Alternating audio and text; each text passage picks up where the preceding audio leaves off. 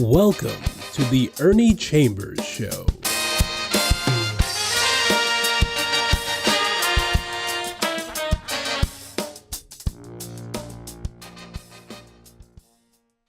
Brothers and sisters, friends, enemies, and neutrals, it's good to be here today. There are a lot of people who are not here, who was here the last time I was here, and many of them are found in Gaza, where the Israelis conducted an airstrike and killed dozens and dozens and dozens of people, with more than half of them being women and children. But I'm not going to go into that this evening because it would take all of the time and probably sap my energy. So I'm going to talk about the importance and significance of voting. This is the year of politics. Every year there's something political going on, but whenever there is a presidential race on the horizon, that is the crowning year event in politics. This is one of those years. So I want to touch on the significance of voting and related issues. As Black people, we know if we just watched television and couldn't read, but if we did read, including the newspaper, and watch the news, we saw during the 60s the horrible things done to Black people who were simply trying to vote. Water hoses that firefighters used to put fires out in big buildings were turned on our people, whether they were old men, old women, teenagers, and younger. Sometimes people would be sent rolling down the street. The jet of water was so strong. Tear gas was used.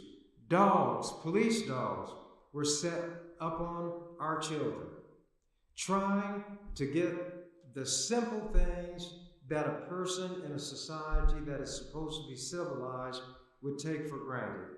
You couldn't eat at a lunch counter. You certainly couldn't live in a neighborhood if there were white people there. You couldn't get a decent job, and Lord help you if you tried to vote. There were times that the registrar would tell people, you can't register because we have to give you a test. How many bubbles are there in a bar of soap? How many windows are on the northeast corner of the courthouse? Things like that. To help ignorant white people, and by that I meant simply those without knowledge, without education, who couldn't read.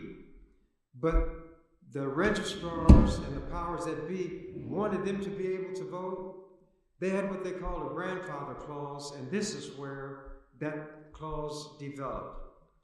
If a relative of yours voted in an election however many years ago that they say, that automatically entitled you to vote without even registering.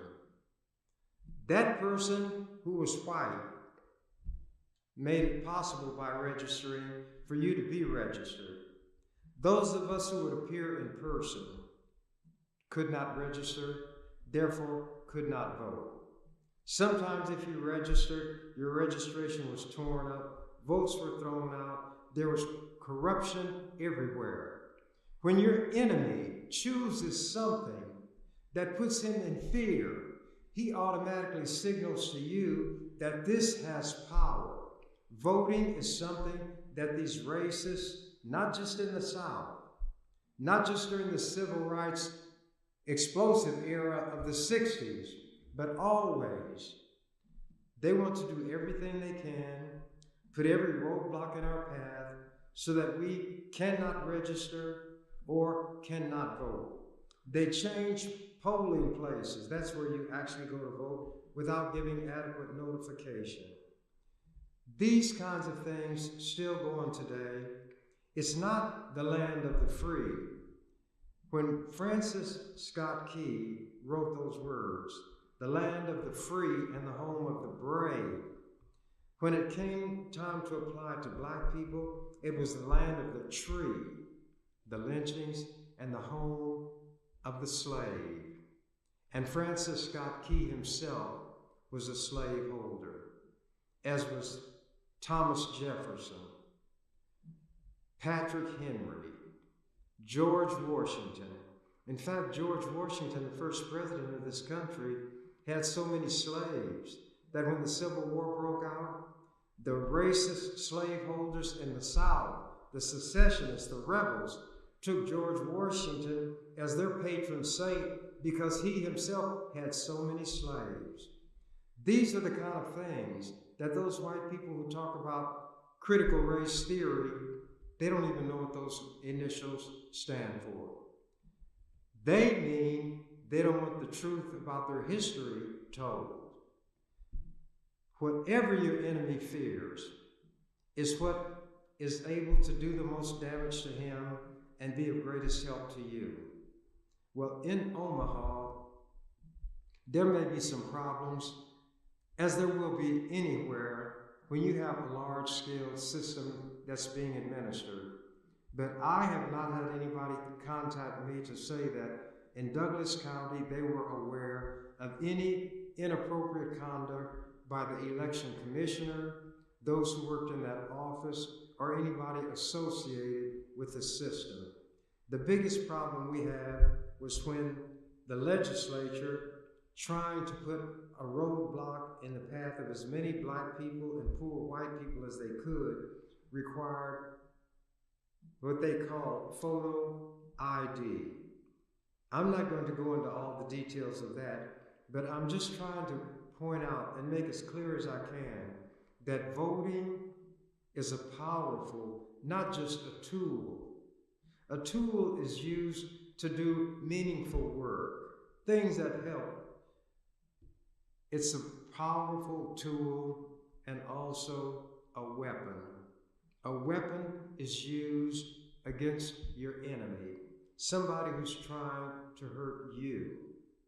So whether you look at voting as a tool for constructing a better life by putting people in office of your choice who will do the right thing to the extent that they can, or a weapon that might put as many roadblocks in the path of enemies who are trying to get those positions of power. By the way, I'm running for re-election to the legislature.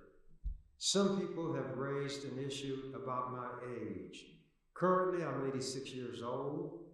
My birthday, July 10th, will make me 87.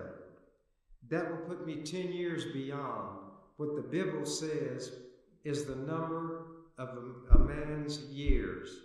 The numbers of a man's years are 70. A score is 20 years. 3 times 20 is 60, plus 10 is 70. So I'm 10 years over that limit already. This birthday that I'll have in July will make me 87. Do I look it? Some of you said I look like I'm 103. Well, if I look like 103 and I'm still here and can drop down and do 25 or 30 push-ups whenever anybody would catch me on the spur of the moment, well, I'm not too feeble. And I believe that my mind is clear. How many of you can do this? Z, Y, X, W, V, U, T, S, R, Q, P, O, N, M, L, K, J, I, H, G, F, E, D, C, B, A. For those who may not know, that's the alphabet backwards. You know, if I could say the alphabet backwards, which comprises only 26 letters, I can certainly count from 100 to 1. And in the legislature, what more do I need than that? I can quote long poems. I can sing songs, not well. In fact, I'm called the burglar of music because I break into song. Does this seem to be a lighthearted approach? It may be. But when you're trying to communicate with people, that means you, to the extent possible, are trying to put into their mind what you have in your mind. We use speech, gestures, facial expressions, meaningful pauses, explanations to try, to the extent possible, to show the person or persons we're trying to communicate with what is actually in our mind. There are people, as I was saying before I so rudely interrupted myself, who risk not only having the fire hoses and the dogs set upon them, but being thrown in jail, to be beaten. Fannie Lou Hamer was beaten so badly that she had to go to the hospital. For what? And this was a woman trying to vote in the land of the tree and the home of the slave, trying to the extent that she could, through voting and legitimate means, to make it, in fact, the land of the free and the home of the brave. Tuesday,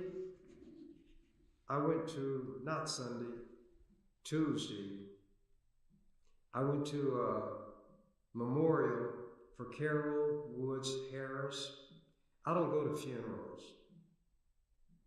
Jesus said, let the dead bury the dead. Memorials, on the other hand, are designed to commemorate what a person has done, what makes them meaningful, and those kind of things. It does not have to do with death, although death is the occasion that brings people together for it. I'm going to read an excerpt from an article that appeared in Saturday's World Herald. Now, black people, before I came along, could not get on the school board, the city council, or the county board. Those elections are what are known as at large. Everybody would vote. Well, black people don't have enough votes in Omaha to put somebody on the school board or the city council. Certainly not enough to put somebody on the county board when our relatively few votes and a much greater number of white people's votes. Carol Woods Harris was what I call not only Carol Woods Harris, but Brenda Council, the county board member. If he's watching, I hope he thinks that I couldn't recall his name, but before I get through, I'm going to tell you who I mean. The headline in this article from Saturday, Carol Woods Harris, 84. Service set for pioneer in business and politics. Carol Woods Harris, a pioneering community and political leader who helped pave the way to leadership for younger generations of black people and women, will be celebrated at an Omaha service Tuesday. Woods Harris was the first black person elected to the Douglas County Board and served 3 terms. She also was elected to the Nebraska State Board of Education. Woods Harris died in April in North Carolina, where she had gone to live near family after her second retirement in Omaha. She was 84. The Omaha Memorial Service will be at 11 a.m. Tuesday at Clare Memorial United Methodist Church, 5544 Ames Avenue. Woods Harris is remembered in Omaha for not only being a pioneer as a black woman in politics, but also as a mentor to others. She was always open to mentorship, said Douglas County Board member Chris Rogers, who was elected to Woods Harris's former District 3 seat in 2004. Woods Harris, a Democrat, won election to the Douglas County Board in 1992, the first year of elections for the board by district, and that was a bill that I fought tooth and nail for in the legislature. People often ask me, what'd you do while you were in the legislature? I got district elections for the county board, for the city council, for the school board, and a lot of people in Omaha and Nebraska don't read the newspapers. These things were written about in national publications because they knew that Nebraska is if you're being nice, an ultra-conservative, narrow-minded state, and there are very few black people. to have one black person in a legislature of 49, one against 48, and could get legislation such as this, district elections for the city governing board, the county governing board, and the county would be the Douglas County Board, and the school board. We had no way to consistently get anybody in those positions. That's just one of the areas where I operated. And it's why I consider all of the black people who landed in those positions to be my political godchildren. I am their political godfather, whether they like it or not. See, we don't get to choose our parents. Parents don't get to choose their children, but they get to choose whether they're going to keep them alive or drown them in a bucket of water. Anyway, Woods Harris, the Democrat, won election to the Douglas County Board in 1992, the first year of elections for the board by district. She won re-election twice. She represented District 3, which includes Northeast Omaha, for 12 years, including 2 stints as board chair and 2 stints as vice chair. She was active in other areas as well, including as a founding member of the Women's Fund of Omaha, a board member of the United Methodist Community Centers, vice president of the National Council of Negro Women, president of the Leadership Omaha Alumni Association for Legislative Advocates for the Urban League of Nebraska. Rogers once described her as a velvet hammer. That is one of the most dynamic descriptions I've ever heard in my life. Chris Rogers said this. I wouldn't get his credit while he's alive. He probably doesn't watch this, even if he knows how to get it on his gadget. Rogers once described her as a, quote, velvet hammer, unquote, for her ability to be effective without rancor. Quote, I never saw her get loud, unquote, he said this week. Quote, I never saw her expression exchanged like she was mad or frustrated or anything.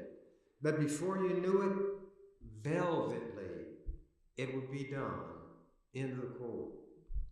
Woods Harris won election to the Nebraska State Board of Education in 2004. She retired from politics in 2008 and moved to Tega Cay, South Carolina. That shows what voting can do. A person of that ability was put in a position to make use of it. And the thing about black representatives, and it may not be the case in every instance, will look not just at the constituency that put them in office. What I tell people, I'm not going to go into that.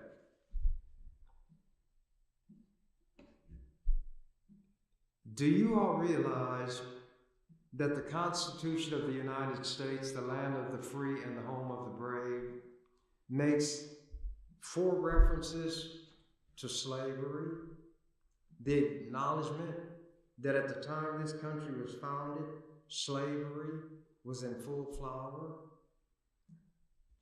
I told you that Francis Scott Key wrote the words to what became the national anthem. There was a battle in Louisiana, Fort McHenry, and it was going roughly. They were fighting the British. And then when daylight came, the flag was there, so he said, oh, say can you see, by the dawn's early light, what so proudly we hailed at the twilight's last gleaming, whose broad stripes and bright stars, through the perilous night, or however it goes. I'm not too good at it. But anyway, he wrote the words, but he was not a lyricist. He was not musically inclined. So guess where the melody that is almost unsingable came from? There was a Greek god named Anacreon. He was the god of liquor, wine, and carousing. The English people composed this song to Anacreon in heaven. And here is the melody of that song rendered in part by the burglar of music who breaks into song. Da da da da da da da da da da da da da da.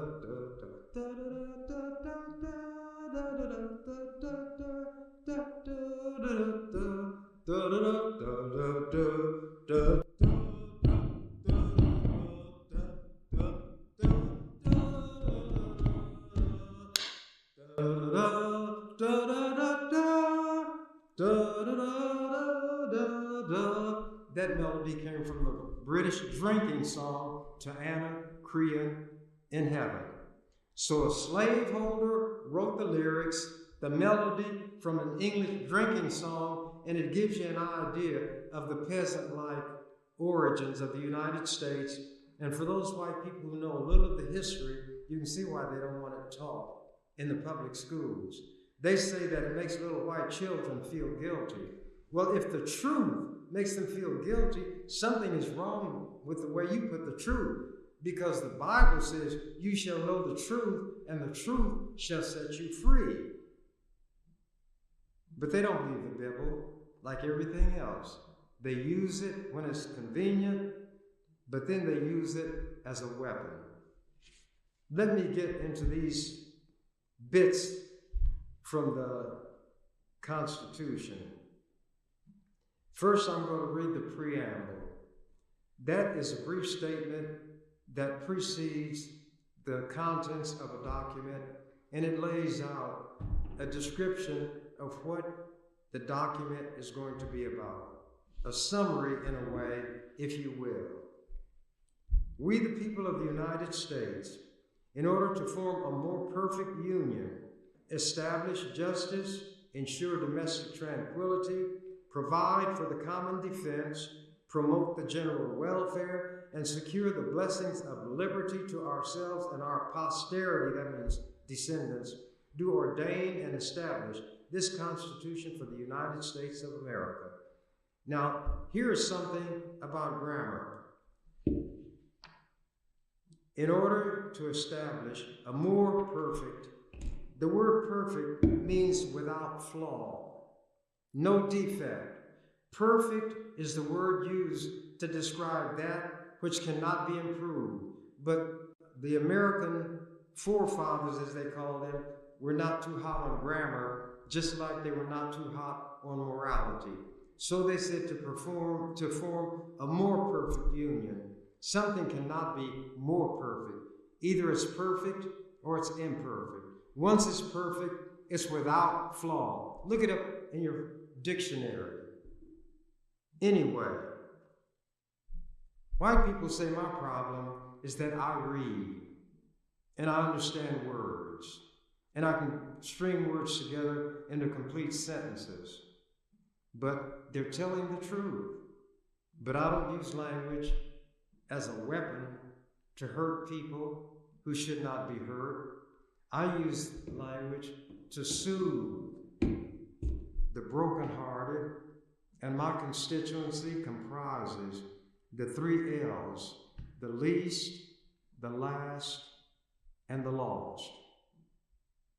I read the Bible 8 times from cover to cover when I was a student in high school.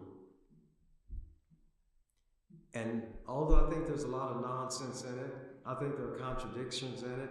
There is rape, murder, incest, lying, cheating, stealing, genocide.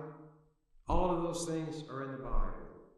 So when these people who want to take certain literature off the shelves in the libraries, not just in schools, but public libraries, the first book that ought to go is the Bible.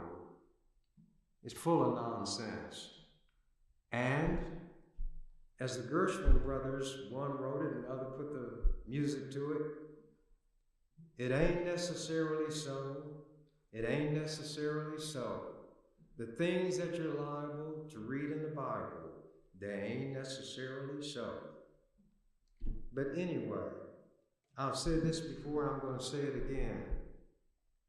When there were 2 children on the earth and their parents, a total of 4 people, Adam and Eve, Cain and Abel. Cain killed his brother Abel. God's voice was walking in the garden. They lived in the Garden of Eden, not the Garden of Apartments, as far as I know. It's not written in the Bible that way. He said, "Where's your brother?" And I'm paraphrasing. Cain got a look of a snarl on his face, and he said, "Am I my brother's keeper?" God didn't answer. Cain didn't answer. But during those high school days, childlike mind, I gave an answer. In the Bible it said, of one blood, God made all nations of mankind. So that meant there's a common ancestry for all human beings. There's a guy named John Donne, an English poet, who talked about various things, and in one of his poems he said something to the effect, "No man is an island entire unto itself. Each is a part of the main." He talked about how, and the main was England. The main meant the entire country.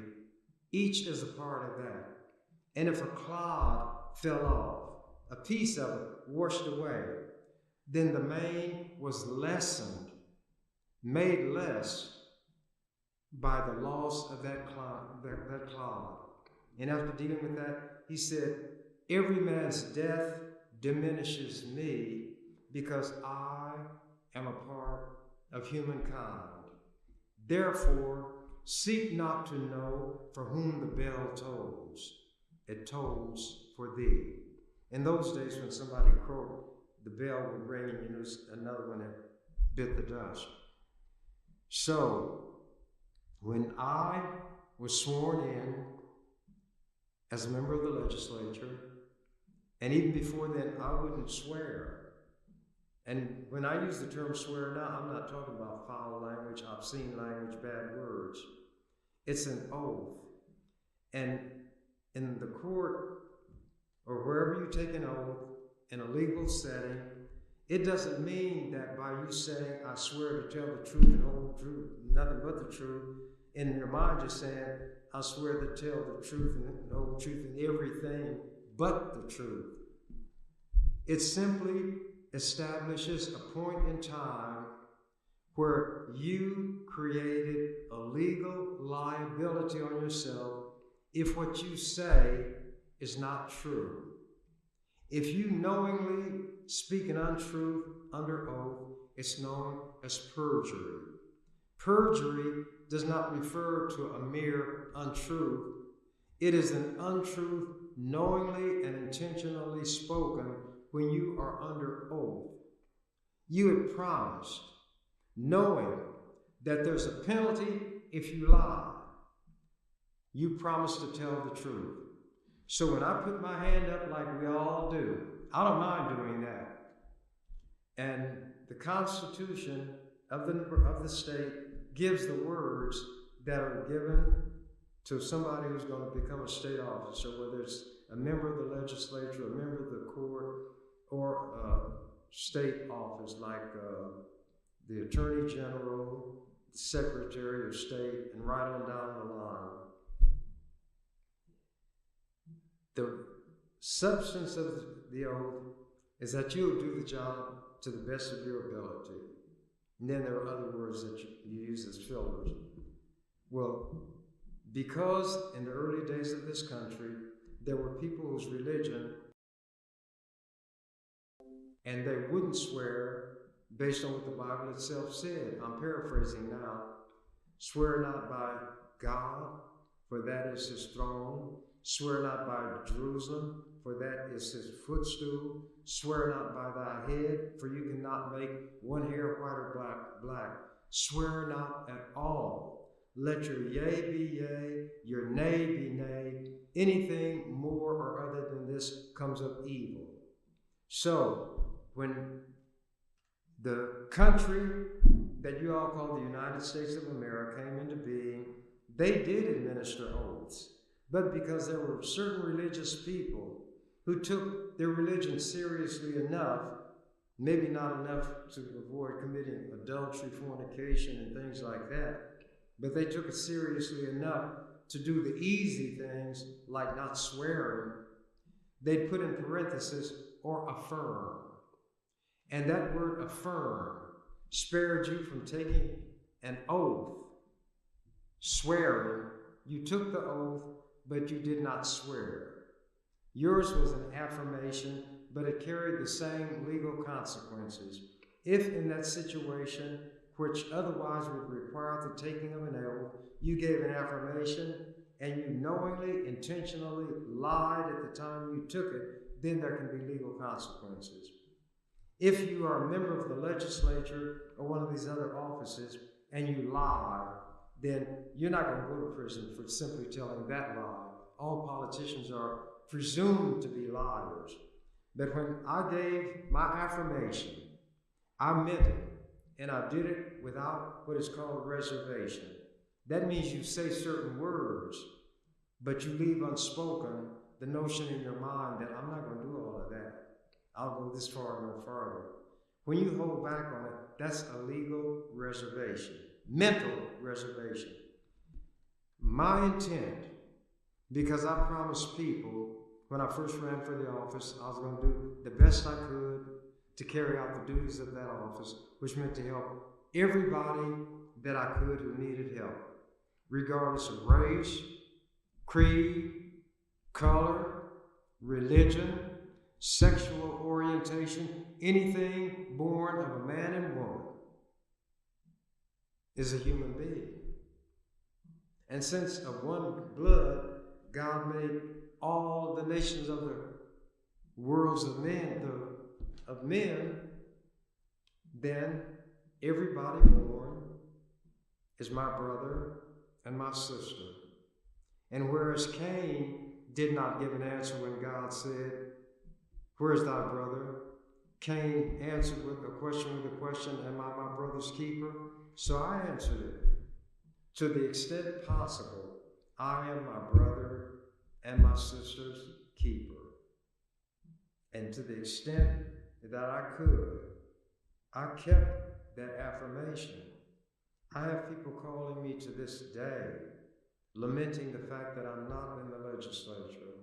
White people who say, and I've got letters to this effect, I called my senator, he or she would not even take my call. I wrote, I got no response. I contacted you, and you got something done. That was not to make me a hero. It simply made me true to myself. I don't do things to impress anybody. I have an internal governor. You all call it a conscience. I call it what I call it. And that's between me and me. Now, that one inside of me is I let people know I have one true friend, and I give him a male gender because I'm male. He is deep down inside of me. He knows me. He knows everything I do. He sees everything I do. He knows everything I say.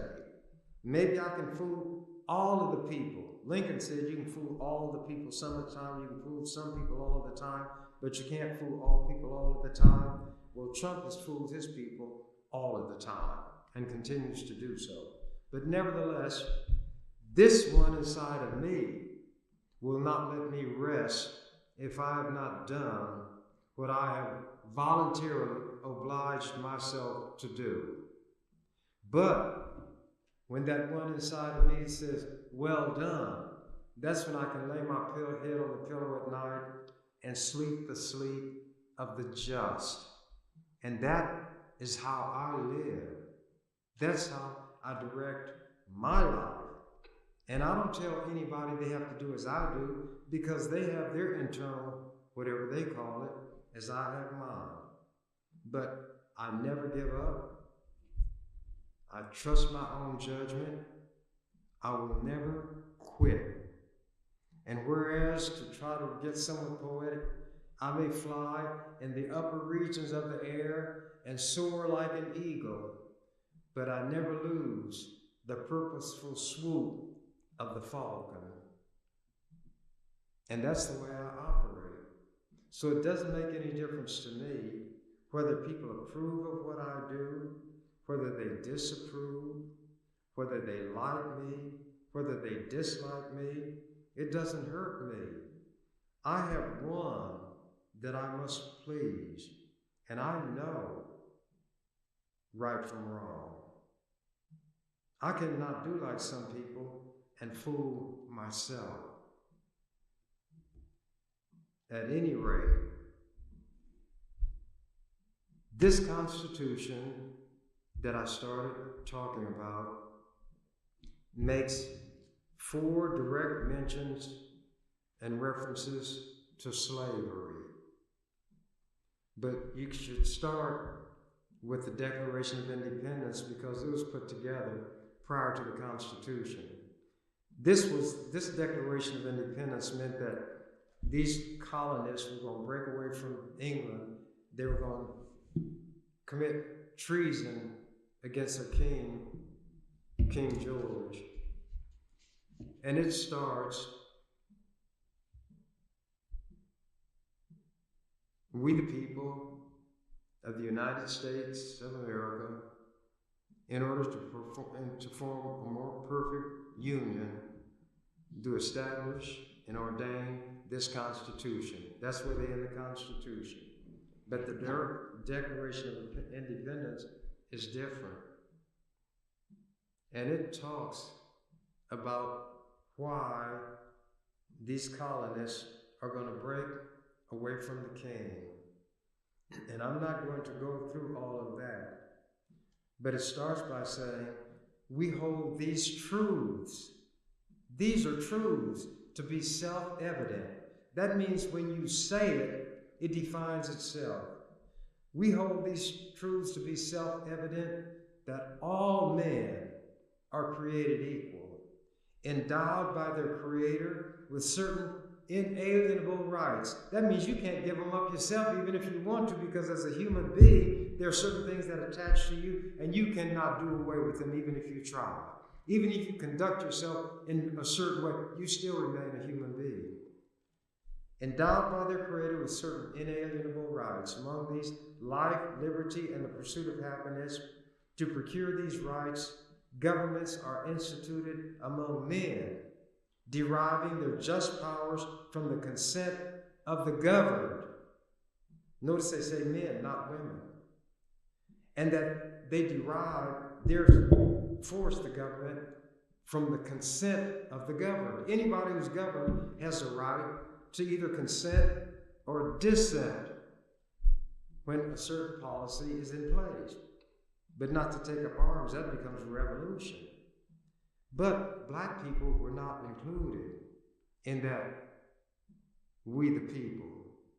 We were never included when it came to having all of the rights that goes along with something like that. But then this Constitution of this country that was supposed to be a beacon of light to everybody else had to acknowledge that they had enslaved people. They treated us like cows, pigs, and chickens. They raped black women, raped little girls. Thomas Jefferson, who did a lot of drafting of documents, had a 14-year-old girl named Sally Hemings that he traveled to France with and committed sexual acts and produced children on this child, Thomas Jefferson. And they sold us like cows, pigs, and chickens.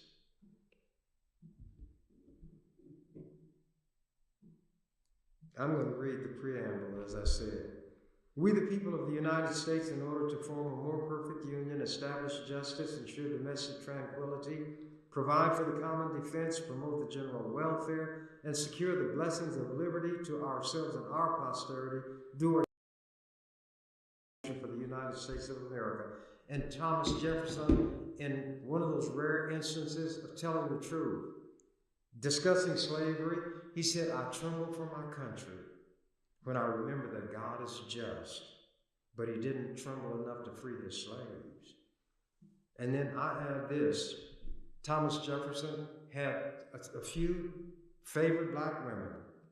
And when Mrs. Jefferson, no woman likes the man that's supposed to be her husband or her man to be messing around with other women. She said, Thomas, I want to talk to you.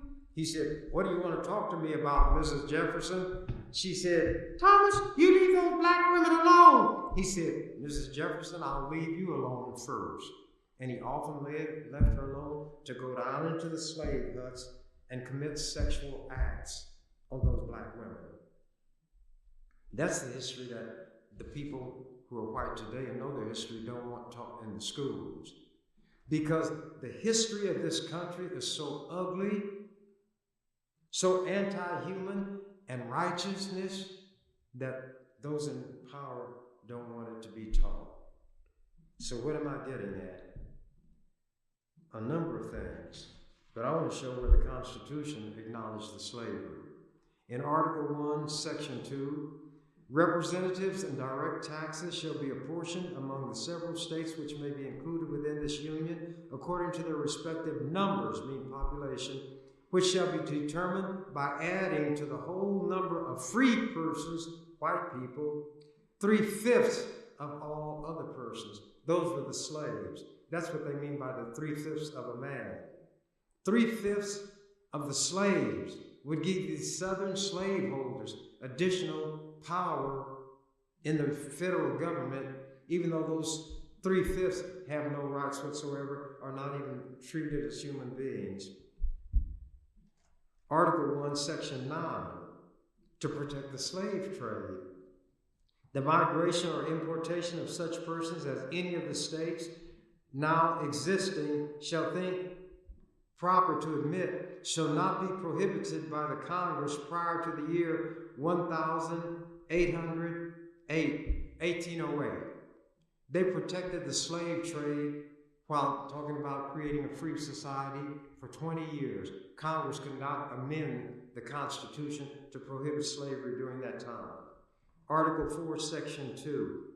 No person held to the service of labor in one state, meaning a slave, they won't put the word slave, held to service or labor in one state under the laws of that state, escaping into another, shall in consequence of any law or regulation therein be discharged from such service or labor. In other words, whatever is said by the law in that state, if the slave gets there, that law will not remove his status as a slave, but he shall be delivered up on claim of the party to whom such services or labor may be due. It means that a slave who had the ingenuity and wherewithal to escape to what they call a free slave would be caught and had to be returned to slavery in the land of the free and the home of the brave. Article 5, when the Constitution is discussed in terms of being amended. No amendment which may be made prior to the year 1808 shall in any manner affect the first and fourth clauses in the 9th section of this article, and those dealt with slavery. The slave trade was protected for 20 years, and if a slave escaped, that person had to be, if it was captured, had to be returned to slavery. Now my time is just about up. So I'm going to indicate that when people fear the vote, fear those who vote, it lets you know what is the strongest weapon you have at your disposal to fight your enemy. Black people, I'm talking to you especially. Register and vote. Vote for the person who you feel is going to do the job that is required, meaning give his or her best thought, study, and ability to make sure that all people, to the extent one person can do it, will enjoy the fruits of liberty, justice, and equality. This subject is so vast. College courses that run for years are offered. I had to do it in an hour, and I couldn't do it all. And maybe I didn't even do it well. But I'm not going to shortchange myself. I did what I could with what I had to work with in the time allotted. And if I get back in that legislature, there's going to be a change. And I've had people call me from other parts of the state who said if they could vote for me, they would, but they know they can't. And one of these times I'm going to discuss how it was that I got the things done in the legislature that I did, such as retaining the one electoral vote that Nebraska has. And when I kept it and Biden won, national media said that that one vote could deliver the presidency to Joe Biden if he did not win Pennsylvania, and it was put there by the only black member of the Nebraska legislature. You all don't know what you have, do you? And some of you who know what you have don't like it, do you? Well, I got to be me. What else could I be but what I am? And take it or leave it, like it or love it. What you see is what you get. And as the canary said, when he found out that the door to the cage was open, I'm out of here.